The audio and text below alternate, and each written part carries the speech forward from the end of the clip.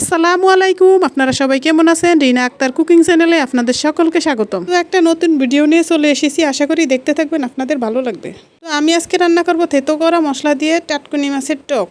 এখন আমি মাছগুলোকে সুন্দর করে উল্টিয়ে পাল্টিয়ে ভেজে নিব। এই মাছগুলো ভাজা হয়ে গেছে, এখন আমি এগুলোকে নামিয়ে নিব।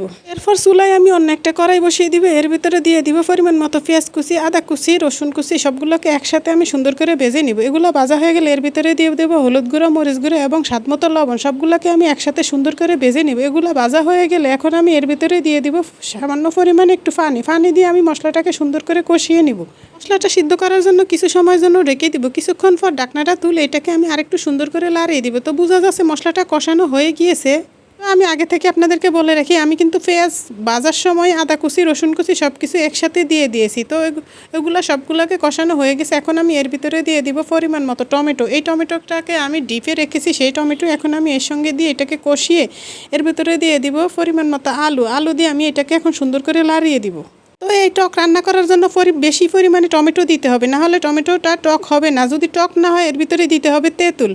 তো আমার টমেটোটা টকের জন্য আমি এটাতে তেঁতুল দিব না। তো এইটাকে লাড়িয়ে একটা ঢাকনা দিয়ে ডেকে দিব। কিছুক্ষণ পর ঢাকনাটা তুলে এটাকে আমি আরেকটু সুন্দর করে লাড়িয়ে দিব। তো লাড়ানো হয়ে গেলে এর ভিতরে দিয়ে দিব পরিমাণ মতো পানি দিয়ে আমি এটাকে সুন্দর করে লাড়িয়ে আবার একটা ঢাকনা দিয়ে ডেকে দিব কিছুক্ষণের জন্য।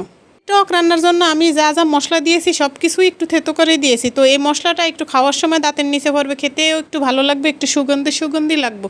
তো এরপর আমি ঢাকনাটা তুলে এটাকে আরেকটু সুন্দর করে লাড়িয়ে, তো লাড়ানো হয়ে গেলে এখন আমি এর ভিতরে ভেজে রাখা মাছগুলো সুন্দর করে এর ভিতরে দিয়ে দিব। মাছগুলো দিয়ে আমি এটাকে আরেকটু সুন্দর করে লাড়িয়ে আর একটা ঢাকনা দিয়ে ঢেকে দিব কিছুক্ষণের জন্য। কিছুক্ষণ পর ঢাকনাটা তুলে এটাকে আমি আরেকটু সুন্দর করে লাড়িয়ে দিব। এইভাবে থেতো করা মশলা দিয়ে টমেটোর টক কে খেয়েছেন অবশ্যই আমাকে কমেন্টস করে বলবেন। তো এই টমেটোর টকটা আমার কাছে খেতে অনেক ভালো লাগে, আমার বাসায় সকলেই অনেক পছন্দ করে। যখন অতিরিক্ত বেশি গরম পড়ে এই ধরনের টক দিয়ে ভাত খেতে অনেক ভালো লাগে। অন্য কোনো কিছু খেতে যেন মুখে রুচি আসে না, খেতেও ভালো লাগে না। এইভাবে টক রান্না করলে খেতেও ভালো লাগে আর মুখেও রুচি চলে আসে। এখন আমি চুলার আঁচটা আরেকটু কমিয়ে দেবো, কমিয়ে আরেকটু সুন্দর করে এটাকে জাল করে নিব। জাল করে এর ভিতরে আমি দিয়ে দিব জিরা ফাঁকি দিয়ে আমি এটাকে সুন্দর করে লাড়িয়ে দিব। গরমের ভিতরে বাসায় যখন কোনো মেহমান চলে আসবে এইভাবে যদি কোনো টক রান্না করে দেওয়া হয়, মেহমান খেয়ে অনেক খুশি হয়ে যাবে। তো এখন আবার কেউ এসে কমেন্ট করে বলবো উনি আবার এগুলো কি রান্না করছে। তো আমি যা রান্না করছি আমি সেটাই আপনাদের সঙ্গে প্রতিদিন শেয়ার করি। যেইভাবে রান্না করে মজাই হলো কথা।